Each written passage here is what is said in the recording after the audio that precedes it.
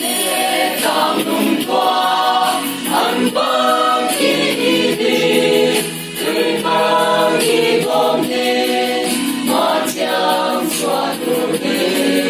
buồn lệ xóa đi gió buồn lúc cùng qua mà nhàn mang đi xóa đi tươi mang bom đi Hãy subscribe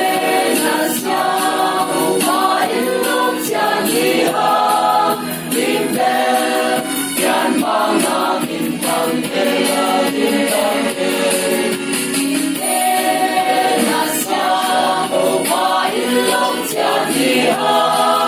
Ghiền Mì Gõ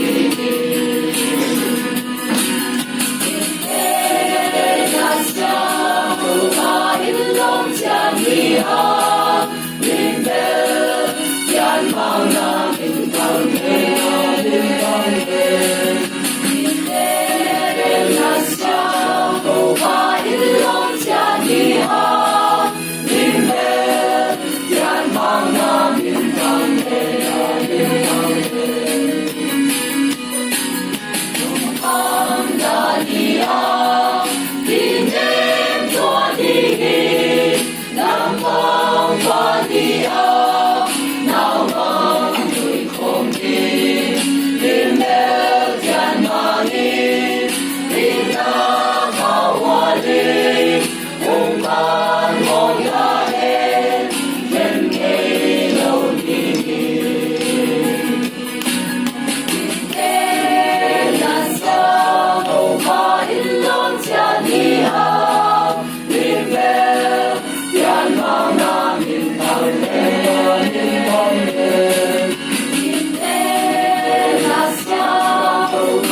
lỡ